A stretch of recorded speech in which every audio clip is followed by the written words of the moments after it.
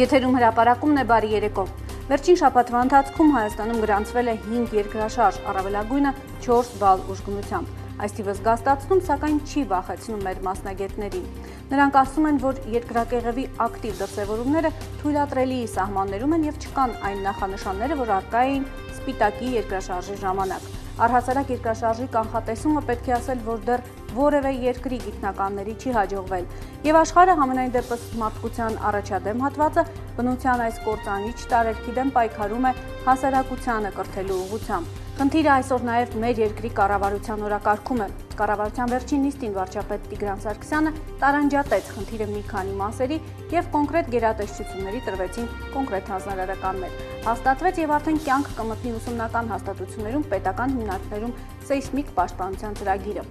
Այս հաղորդումը կօգնի առհասարակ լավ հասկանալ սեյսմիկ պաշտպանության իմաստով իրավիճակը մեզանում։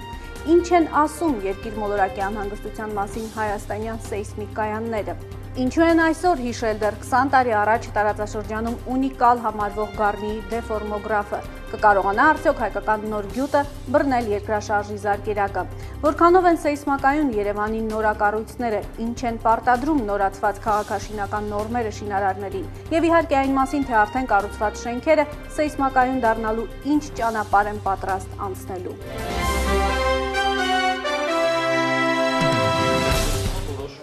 Սեյսմիկ կայանների վայր փնջի աշխատակիցը մեզ բացատրում էր, ինչպես են այս համակարգչի վրա հետևում երկրակեղևի վարքին, երբ հենց այդ պահին գրաֆիկը տեսքը փոխեց ու հերթական անգամ արձանագրեց. երկիրը էլի անհանգիստ է։ Երկրաշարժում ենք։ Ժամը 09:32:40։ Պարոն Ջավադյան, երկրաշարժում ենք։ Սեյսմիկ պաշտպանության արևմտյան ծառայության ղեկավարը րոպեներ անց աշխատակիցների կողքին է։ Մշակում են մի քանի կայանների հաղորդած տեղեկությունները, պարզելու համար, թե ստույգ որտեղ է հողը երերացել, երբ եւ որն է երկրաշարժի էպիկենտրոնը, ուղիղ 10 րոպե անց ամբողջական ինֆորմացիան պատրաստ է։ Պարոն Ջավադյան, երկրաշարժը ընդրում է Վան քաղաքից 15 կիլոմետր դեպի հյուսիս-արևելք, Օջախիժան 13:32 է եղել, մագնիտուդը 4.5, խորությունն է 10։ Սա այն տատանումներից է, որի մասին տեղեկատվությունը րոպեների ընթացքում հայտնվում է լրատվամիջոցների էջերին, հնչում եթերից։ 2.5 մագնիտուդից բարձր բոլոր երկրաշարժերը արվում են արտաքին հաղորդագրություն։ Դա բնակչության կողմից զգա, թե չզգացվի։ Արևմտյան ծառայության ղեկավարը ասում է, որ ցնցումներից հետո իրենց հեռախոսը անդադար զանգում է, բայց այդպես անհանգիստ քաղաքացիներն ու լրագրողներն իրականում խոչընդոտում են իրենց աշխատանքը։ Մեզ զանգահարելով նրանք խոչընդոտում են մեր աշխատանքը, այսինքն աշխատանքային պրոցեսի մեջ հավելյալ զանգեր են մտնում, այսինքն այդ ընթացքում մենք կայաներից ենք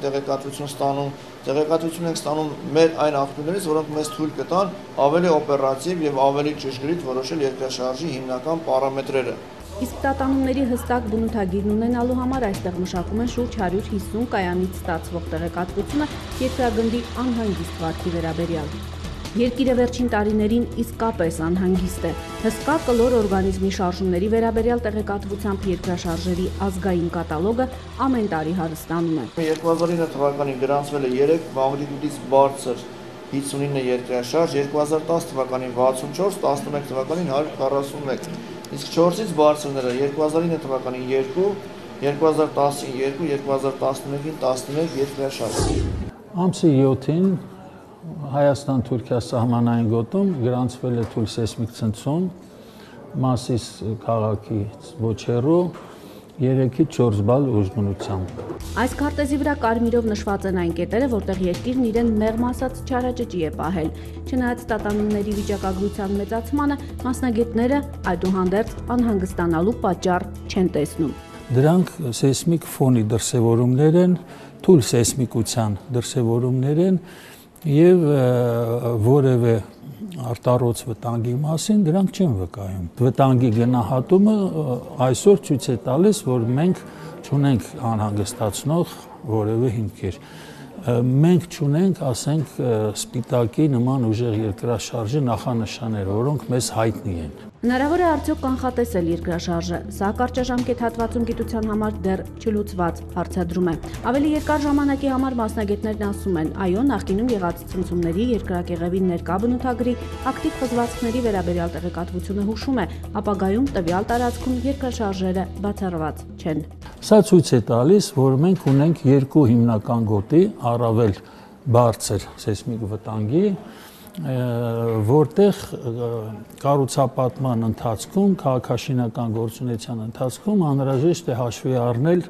սեյսմիկ վտանգի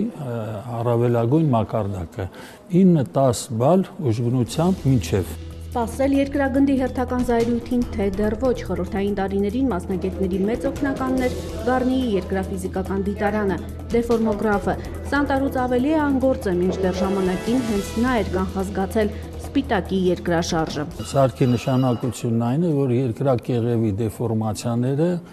գրանցվում են ու ֆիքսվում են։ Իսկ երկրակեղևի դեֆորմացիաները ի վերջո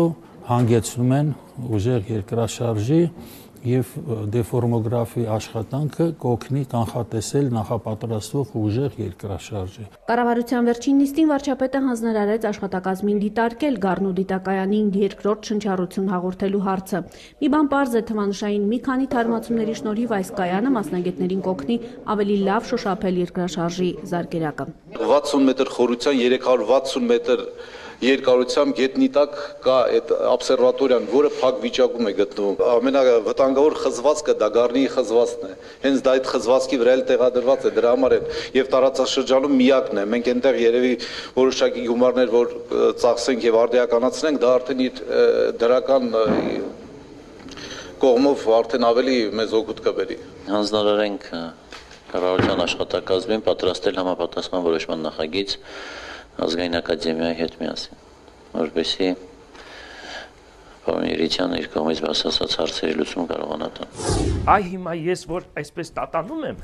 ես շարժում եմ այս պատը։ Տեսեք, դուք կարող եք գրանցել էկրանի վրա, սա պատի շարժումն է։ Երևանի պետական համալսարանի ֆիզիկայի ֆակուլտետի գիտնականներից Սամվել Գևորգյանը առաջարկում է դիրքի բացարձակ շեղումը գրանցող նոր տվիչ, այլ խոսքով հայկական նոր մեթոդ, որը կարող է կանխազգալ հզոր երկրաշարժերի նախորդող երկրակեղևի շատ դանդաղ տատանումներն անգամ։ Գիտնականը վստահ է, որ տեխնոլոգիայի հետ համատեղ 1-2 օրվա ճշտությամբ այն կարող է կանխատեսել երկրաշարժերը։ Նորվեգացիներն առաջարկում են ստեղծել 20 այսպիսի սեյսմիկ դետեկտոր, ու 10-ից 20 տեղավորել Իրանով, Թուրքիայով, Վրաստանով եւ Հայաստանով, եւ դրանով կարելի է, եթե մինչեւ հիմա իրանք քիմիական մեթոդներով գազերի բաղադրությամբ որոշում են ընդհանուր մինչեւ 2 շաբաթ ճշտությամբ հզոր երկրաշարժերը, այս տեխնիկան համադրելով այդ արդյունքների հետ կարելի է մոտավորապես 1-2 օրի մոտեցնել այդ գուշակումը։ Գևորգյանի նորարարությունից ու զգայուն տվիչներից սեյսմիկ պաշտպանության ազգային ծառայությունում քաջատեղյակ են, սակայն նրանց միջև երկխոսությունը կարծես թե առայժմ գործի չի վերածվում։ Ինքը ասաց, որ ունի մի սարք, մի օրինակից, եթե բերի տեղադրի Գառնիում մեր դիտակայանի մոտ եւ 3-4 ամիս այդ սարքը փաստորեն շրջանառությունից դուրս կմնա։ Իսկ երկրորդ սարքը պատրաստելու համար որոշակի գումար է հարկավոր։ Այդպես էլ այդ հարցը մնաց այս վիճակում։ Համենայն դեպս մենք պատրաստ ենք համագործակցության, ուղղակի տեսնենք, թե այդ սարքը ինչ հնարավորություններ ունի գործնականում համեմատելով արդեն աշխատող սարքի տվյալների հետ։ Այսքան է։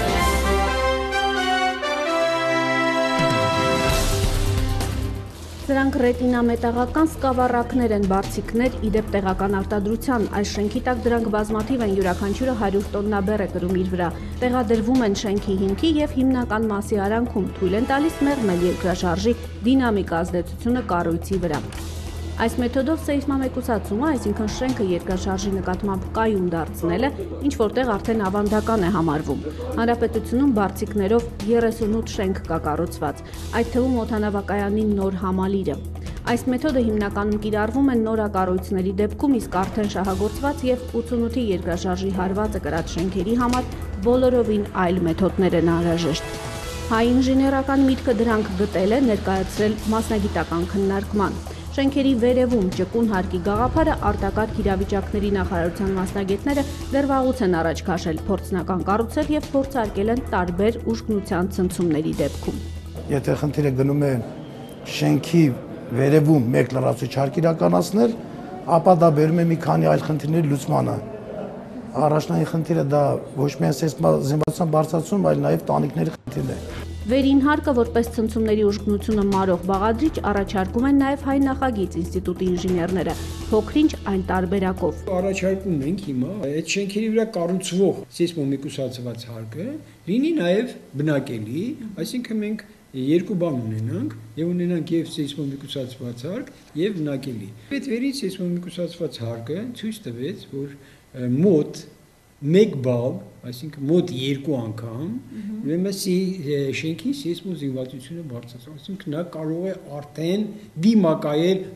հզոր հաշվարկային երկրաշարժի առանց քանդվելու։ Քաղաքաշինության բնագավառում շենքերը իրենց նկարագրում անպայման ունեն հետևյալ բնութագիրը. դրանք կամ մինչ երկրաշարժյան են, կամ հետերկրաշարժյան, իսկ սեյսմակայունության տեսակետից խոցելի կամ կայուն։ Մասնագետները մինչև աղետը կառուցվածքների համար մի տարբերակ ունեն ուժեղացնել, իսկ թե ինչպես, պարզվում է ամեն մի շենք բուժման իր նախագիծը պետք է ունենա, եւ դրանցից յուրաքանչյուրի համար մեծ գումարներ են անհրաժեշտ։ Այսօր մենք ամրագրել ենք Երևան քաղաքում 4700-ից ավելի բազմաբնակարան բնակելի շենքեր, որի 60%-ը կարիք ունի անպայման ուժեղացման։ Եթե չենք ուժեղացնում, կարիք ունի արդիականացման, այսինքն երկու տարբերակներ կան։ Եթե կա տարբերակ, հնարավոր է դա քիչ տնտեսական ծախսումներով ուժեղացնել այդ շենքերը, դա մեկ տարբերակ է, երկրորդ տարբերակը քանդել այդ շենքերը, կառուցել նորը։ Բայց բոլորիս հայտնի է, որ մեր պետական բյուջեն եւ ընդհանրապես Հայաստանի տնտեսությունը թույլ չի տալու առայժմ լուծելու այդպիսի գերխնդիր։ Դա գերխնդիր է։ Խնդիրը արկա է, դա կառավարության ուշադրության կենտրոնում է։ Հիմա փորձ ենք անում ինչ-որ պիլոտ պրոյեկտների միջոցով, միջազգային դոնոր կազմակերպությունների ներգրավմամբ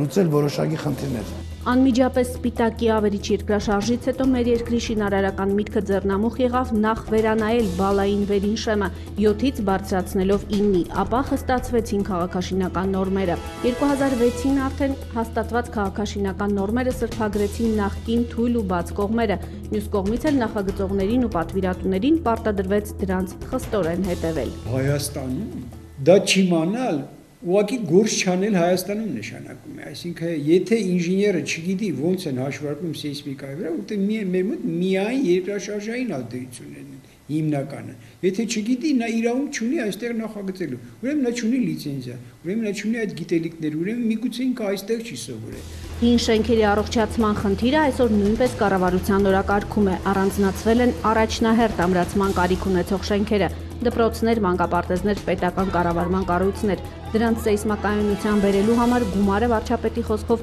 կստանանք համաշխարհային բանկից։ Մենք ունենք արդեն իսկ հաստատված ցանկ Երևան քաղաքում եւ հանրապետությունում շենքերի, որոնք առաջի հերթին պետք է ամրապնդվեն, որպեսզի ապահովեն երկրի ազգային անվտանգության խնդիրը։ Խուճապի չմատնվել, եթե 3-ից ավելի բարձր հարկում ենք շենքից դուրս չգալ, կանգնել դռների եւ պատուհանների շրջանակի տակ, միջնորմային, որքան հնարավոր է կառույցի ավելի ներս ընկած հատվածներում, մտնել սեղանի տակ, այս տարրական նորմերը Հայաստանի նման սեյսմավտանգ երկրում պետք է ուղղակի անգիր իմանալ։ Երկրաշարժից պաշտպանվելու լավագույն միջոցը դրան նախապատրաստվելն է։ Հենց այս կարգախոսով է կառավարությունն սկսում իրագործել բնակչության հնարավոր ուժեղ երկրաշարժերի նախապատրաստված լինելու ծրագիրը։ Ենթադրվում է ուսուցողական ծրագրեր կրթական հաստատություններում, լայնածավալ հոգեբանական նախապատրաստական աշխատանք բնակչության շրջանում ընդհանրապես։ Երկրաշարժի հետևանքով առաջացած վնասները նվազագույնի կարելի է հասցնել այն դեպքում, երբ կա ուսուցման միջոցով բնակչության արմատացած վարքագիծ եւ աղետին դիմակայելու ունակություն։ Տա Աստված բնության բարեհաճությունը մեզ չլքի, բայց բնության տարերքին պատրաստ լինելու համար մեր կառավարությունը հստակ 3 խնդիր է առանձնացրել։ Նախ համոզվել, որ նոր կառուցվող շենքերը սեյսմակայուն են, ապա ամրապնդել եղած բնակարանային ֆոնդը եւ իհարկե աշխատանք հասարակության հետ, պաշտպանվածության որոշակի մակարդակ ունենալու նպատակով։ Հրապարակում ամեն երեքշաբթի եւ ուրբաթ բոլոր այն թեմաներն են, որոնք թույլ չեն տալիս անտարբեր մնալ։